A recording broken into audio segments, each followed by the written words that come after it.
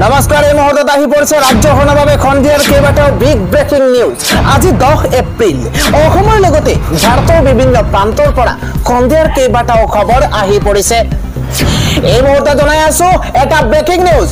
ৰাজ্যৰ বিভিন্ন প্ৰান্তত আৰম্ভ হৈছে প্ৰচণ্ড ধুমুহা আৰু বৰষুণ। এই মুহূৰ্তত মোবাইলে সতৰ্কবাণী জাৰি কৰা হৈছে, কিয়নো ৰাজ্যৰ বিভিন্ন প্ৰান্তত গুৱাহাটী মহানগৰীকে ধৰি ৰাজ্যৰ বিভিন্ন প্ৰান্তত এই মুহূৰ্তত প্ৰচণ্ড ধুমুহা বৰষুণ শিলাবৃষ্টি হৈছে। এই মুহূৰ্তত কেইবাগৰাকী লোক বজ্ৰ পৰি মৃত্যু হৈছে। আগন্তুক 3 ঘণ্টাৰ আৰু ভয়াৱহ হ'ব। প্ৰকৃতিয়ে কাল ৰূপ ধাৰণ কৰিব। 12খনকৈ জিলাত আগন্তুক 3 ঘণ্টাত আৰু ভয়ংকৰ হ'ব এবাৰ শিলাবৃষ্টি, ধুমুহা, বৰষুণ। মোবাইলে জাৰি কৰা হৈছে এলাৰ্ট। ৰাজ্যৰ 12খনকৈ জিলাত বতৰে আগন্তুক 3 ঘণ্টাত কাল ৰূপ ধাৰণ কৰাৰ সম্ভাৱনা। 12 জিলাৰ জনতাক মোবাইলে জাৰি কৰা হৈছে সতৰ্কবাণী। প্ৰচণ্ড ধুমুহা বৰষুণত এইবাৰ বজ্ৰ পৰি 10 গৰাকীকৈ লোকৰ মৃত্যু হৈছে। বজ্ৰ পৰি তিতাতে 10 গৰাকীকৈ লোকৰ মৃত্যু হৈছে। এই মুহূৰ্তত এটা ব্ৰেকিং নিউজ। শিলাবৃষ্টিৰ মাজতে হোৱা বজ্ৰপাতত 10 গৰাকীকৈ লোকৰ প্ৰাণ গৈছে। হঠাৎ বজ্ৰ পৰি 10 গৰাকীকৈ লোকৰ মৃত্যু হৈছে। শিলাবৃষ্টিৰ মাজতে হোৱা বজ্ৰপাতত প্ৰাণ গৈছে আটাইকেইগৰাকী লোকৰ। মৰ্মান্তিক ঘটনাৰ পাছতেই জনতাক সতৰ্ক হৈ থাকিবৰ কাৰণে আহ্বান জনোৱা হৈছে। আমি 10 গৰাকী লোকৰ নাম জনাইছো। মোহাম্মদ সাব্বিৰ, পংকজ, জাকিৰকে ধৰি আন 10 গৰাকীকৈ লোকৰ মৃত্যু হৈছে। আৰু খেতি পথাৰতেই কাম কৰি থকাৰ সময়তে পিতা পুত্ৰৰ লগতে 10 গৰাকীকৈ লোকে প্ৰাণ হেৰুৱাইছে। দিনৰ পোহৰতে অন্ধকাৰ হৈ পৰিছে সমগ্ৰ অসমৰ লগতে গুৱাহাটী মহানগৰী।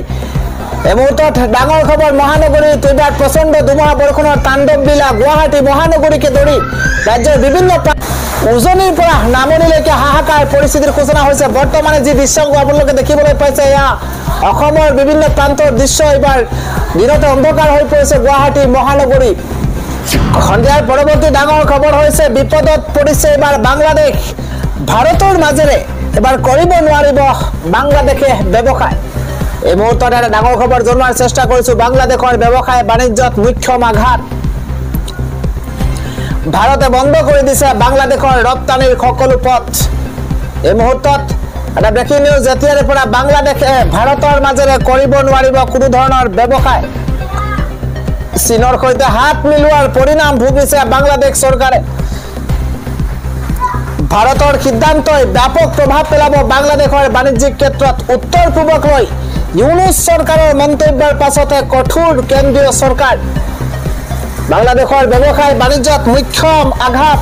ভাৰতে বন্ধ কৰি দিছে বাংলাদেশৰ ৰপ্তানিৰ সকলো পথ। এতিয়াৰে পৰা বাংলাদেশে ভাৰতৰ মাজেৰে কৰিব নোৱাৰিব কোনো ধৰণৰ ব্যৱসায়। আন এটা বিগ পলিটিকেল ব্ৰেকিং নিউজ হৈছে 2026 চনতে বিজেপি AIUDFক ব্ৰহ্মপুত্ৰত দলিয়াই পেলোৱাৰ হুংকাৰ দিয়া হৈছে। 10 বছৰ দিয়ক, অসমখনেই সলনি কৰি দিম বুলি আজি এইদৰে জনসভাত মন্তব্য কৰিছে এইবাৰ বিধায়ক অখিল গগৈয়ে। অখিল গগৈৰ তৰফৰ পৰা বিজেপিৰ নেতৃত্বাধীন এইখন চৰকাৰক টাৰ্গেট কৰি আন কি মন্তব্য কৰা হৈছে জনোৱাৰ চেষ্টা কৰিছো। এটা বিশেষ খবৰ জনোৱাৰ চেষ্টা কৰিছো। পলিটিকেল ডাঙৰ খবৰ। 2026ত বিজেপি AIUDFক ব্ৰহ্মপুত্ৰত দলিয়াই পেলোৱাৰ হুংকাৰ অখিল গগৈ। 2026ত অসমৰ ৰাজনীতিৰ পৰা বিদায় দিব বিজেপি AIUDFক। সাম্প্ৰদায়িক শক্তিক আঁতৰাই ধৰ্মনিৰপেক্ষ চৰকাৰ প্ৰতিষ্ঠা হ'ব। অসমত আৰু হিন্দু মুছলমানৰ ৰাজনীতি কৰিবলৈ দিয়া নহ'ব, এই হুংকাৰ প্ৰদান কৰিছে এখন জনসভাত অখিল গগৈয়ে। কেৱল সিমানেই নহয়, 10 বছৰ সময় দিলে গোটেই অসমখনেই সলনি কৰি পেলোৱাৰ হুংকাৰ। 10 বছৰ সময় দিয়ক মোক, গোটেই অসমখনেই সলনি কৰি পেলাম। 10টা বছৰত 5টা কাম কৰি আমূল পৰিৱৰ্তন কৰিম বুলি মন্তব্য বিধায়ক অখিল গগৈ। কৃষিভূমিত উপযুক্ত পানী আৰু বীজ দিয়া হ'ব, প্ৰথম প্ৰতিশ্ৰুতি দিছে এইবাৰ অখিল গগৈয়ে। বছৰত 3টাকৈ খেতি কৰিবলৈ ৰাইজক উপযুক্ত সুবিধা দিয়া হ'ব। খেতিয়কৰ উৎপাদিত সামগ্ৰী 3 গুণ অধিক দাম দিয়া হ'ব। ইয়াৰ দ্বাৰা ৰাজ্যৰ প্ৰতিজন খেতিয়কে ধনী হ'ব বুলি মন্তব্য কৰিছে। অসমতেই সকলো মানুহকে ধনী কৰি দিম বুলি মন্তব্য কৰিছে অখিল গগৈয়ে। অসমৰ প্ৰতিখন গাঁৱতে হিন্দু ক্ষমা কৰিব ক্ষুদ্ৰ উদ্যোগ স্থাপন কৰিম। অসমক এখন পৰ্যটন স্থলীলৈ ৰূপান্তৰিত কৰিম বুলি মন্তব্য অখিলৰ। বন্দিয়াৰ বিধায়ক অখিল গগৈয়ে এইদৰে গৰ্জন কৰিছে। এখন জনসভাক সম্বোধন কৰি এইদৰে জনতাক এইটোৰ পিছত সিটো প্ৰতিশ্ৰুতি দিয়া পৰিলক্ষিত হৈছে অখিল গগৈয়ে। আজিৰ সন্ধিয়াৰ পৰৱৰ্তী ডাঙৰ খবৰ হৈছে এবাৰ দুই নাৱত ধুই বৰি নথব। এবাৰ কংগ্ৰেছত থাকি বিজেপিৰ হৈ কাম কৰা মানুহক কঠোৰ হুংকাৰ প্ৰদান কৰিছে এইবাৰ গৌৰৱ গগৈয়ে। আমি জনাই আছো বিশেষ খবৰ, কংগ্ৰেছত থাকি বিজেপিৰ হৈ কাম নকৰিব। কংগ্ৰেছত থাকি বিজেপিৰ হৈ কাম কৰা নেতাক এইবাৰ কঠোৰ হুংকাৰ প্ৰদান কৰিছে গৌৰৱ গগৈয়ে। কংগ্ৰেছত থাকি বিজেপিৰ হৈ কাম কৰি থকা মানুহক বাহিৰ কৰি দিব লাগে। কংগ্ৰেছত থাকি বিজেপিৰ হৈ কাম কৰা নেতাক এইবাৰ সকিয়নি, শেষ সকিয়নি গৌৰৱ গগৈ।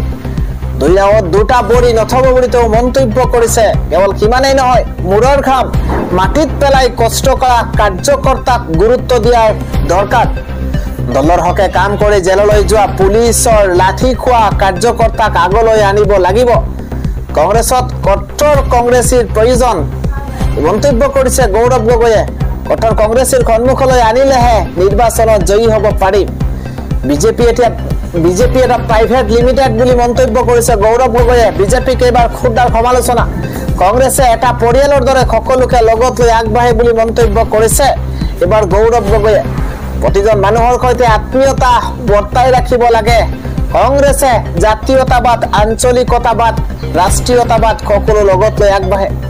নিখিল ভাৰত কংগ্ৰেছ কমিটিৰ অধিৱেশনত এইদৰে গৌৰৱ গগৈয়ে উদাত্ত ভাষণ দিয়া পৰিলক্ষিত হৈছে। এটাই কথা কৈছে, কংগ্ৰেছত থাকি বিজেপিৰ হৈ কাম নকৰিব। দলৰ নেতাকৰ্মীক এইদৰে কঠোৰ হুংকাৰ গৌৰৱ গগৈ।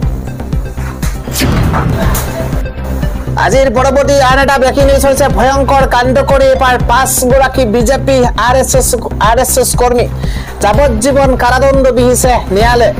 এই মুহূৰ্তত এটা ব্ৰেকিং নিউজ, ভয়ংকৰ কাণ্ড কৰি বিপদত পৰিছে বিজেপি আৰএছএছ কৰ্মী। জেডিউৰ পদাধিকাৰীৰ প্ৰাণ লোৱা 5 বিজেপি আৰএছএছ কৰ্মীক যাৱজ্জীৱন কাৰাদণ্ড বিহিছে ন্যায়ালয়ে। 2015 চনতেই সংঘটিত হৈছিল দেশ জোকাৰি যোৱা ভয়ংকৰ এক কাণ্ড। ত্ৰিশূৰ জিলাৰ পাজুভিলত সংঘটিত হৈছিল এই হত্যাকাণ্ড আৰু অৱশেষতে কেৰালা উচ্চ ন্যায়ালয়ৰ তৰফৰ পৰা বৃহৎ ৰায়দান প্ৰদান কৰা হৈছে। ত্ৰিশূৰ জিলাৰ পাজুভিলত সংঘটিত হৈছিল হত্যাকাণ্ড। দিবকৰৰ প্ৰাণ লোৱা 5 অভিযুক্তক যাৱজ্জীৱন কাৰাদণ্ড বিহা হৈছে আৰু ভয়ংকৰ কাণ্ড কৰি বিপদত পৰিছে বিজেপি আৰএছএছ কৰ্মী। আন এটা ডাঙৰ খবৰ হৈছে প্ৰচণ্ড ধুমুহা বৰষুণৰ মাজতে এইবাৰ ব্ৰহ্মপুত্ৰৰ মাজত আবদ্ধ হৈ পৰিছে যাত্ৰীবৰ্তী নাও আৰু মাছ ব্ৰহ্মপুত্ৰত এইবাৰ হাহাকাৰ পৰিৱেশৰ সূচনা হৈছে। ৰাজ্যত ধুমুহাৰ তাণ্ডৱত হাহাকাৰ অৱস্থাৰ সৃষ্টি হৈছে। ব্ৰহ্মপুত্ৰত আবদ্ধ শিশু, মহিলা সহ যাত্ৰী ভৰ্তি নাও আৰু প্ৰচণ্ড ধুমুহাৰ পাছতেই ব্ৰহ্মপুত্ৰৰ বুকুত যাত্ৰীৰ মাজত হাহাকাৰ পৰিৱেশৰ সূচনা হৈছে। আবদ্ধ হৈ পৰা নাওখনত নাই পৰ্যাপ্ত পৰিমাণৰ লাইফ জেকেট আৰু তাৰ পিছতেই যাত্ৰীসকলৰ মাজত এইবাৰ ব্ৰহ্মপুত্ৰৰ মাজমজিয়াত হাহাকাৰ পৰিৱেশৰ সূচনা হৈছে। ব্ৰহ্মপুত্ৰৰ বুকুত এইদৰে আজি ধুমুহা বৰষুণৰ মাজত এক হাহাকাৰ পৰিৱেশৰ সূচনা হৈছে। আজিৰ সন্ধিয়াৰ পৰৱৰ্তী ডাঙৰ খবৰ হৈছে আজি হৈছে আবেদনৰ অন্তিম তাৰিখ। এইবাৰ দ্বাদশ শ্ৰেণী উত্তীৰ্ণ হ'লেই আপুনি চাকৰিৰ বাবে আজিৰ দিনটোত অন্তিম দিনতে আপুনি আবেদন কৰিব পাৰিব। এই মুহূৰ্তত এটা বিগ নিউজ জনোৱাৰ চেষ্টা কৰিছোঁ লাখ লাখ নিবনুৱাৰ বাবে। এই মুহূৰ্তত এটা ডাঙৰ খবৰ, বৃহৎ সুযোগ। আজিৰ দিনটো হৈছে লাষ্ট ডেট। হায়াৰ ছেকেণ্ডাৰী উত্তীৰ্ণ হ'লে আপুনি পাব চৰকাৰী চাকৰি। আকৰ্ষণীয় দৰমহাৰ সৈতে পাব চৰকাৰী চাকৰি। আজি আবেদনৰ অন্তিম তাৰিখ ধাৰ্য কৰা হৈছে। এই মুহূৰ্তত এটা বিগ নিউজ জনোৱাৰ চেষ্টা কৰিছোঁ। অনলাইনত আবেদন প্ৰক্ৰিয়া আৰম্ভ হৈছিল 12 মাৰ্চৰ পৰা আৰু আজি অন্তিম তাৰিখ। অনলাইন প্ৰক্ৰিয়া আজি শেষ হ'ব। আবেদনৰ বাবে কি নথি পত্ৰৰ প্ৰয়োজন হ'ব, কি যোগ্যতাৰ প্ৰয়োজন হ'ব জনোৱাৰ চেষ্টা কৰিছোঁ। 10ম আৰু 12শ মাৰ্কশ্বিটৰ প্ৰয়োজন হ'ব। চাৰ্টিফিকেট স্কেন কৰা স্বাক্ষৰৰ প্ৰয়োজন হ'ব। কেৱল সিমানেই নহয়, পাছপোৰ্ট ফটো, কাষ্ট চাৰ্টিফিকেটৰ প্ৰয়োজন হ'ব। 250 টকা আবেদনৰ মাচুল ভৰিব লাগিব প্ৰাৰ্থীয়ে। 45% নম্বৰ লৈ উচ্চতৰ মাধ্যমিক উত্তীৰ্ণ হ'লেই এবাৰ চৰকাৰী চাকৰিত কৰিব পাৰিব আপুনি আবেদন। ভাৰতীয় সেনা বাহিনীত অগ্নিবীৰ নিয়োগ আৰম্ভ হৈছে 2025ৰ বাবে। Agniveer general duty, Agniveer clerk বা ষ্ট'ৰ কিপাৰৰ লগতে আন কেইবাটাও পদত আপুনি কৰিব পাৰিব আবেদন আপুনি হায়াৰ সেকেন্ডাৰী পাছ হলে কৰিব পাৰিব আবেদন আৰু এই নিয়োগৰ বাবে লিখিত পৰীক্ষা অনুষ্ঠিত হ'ব এই বৰ্ষৰ জুন মাহত এটা বিশেষ ওয়েবসাইট মুকলি কৰা হৈছে www.joinindianarmy.nic.in এই ওয়েবসাইটত আপুনি কৰিব পাৰিব আপুনি আবেদন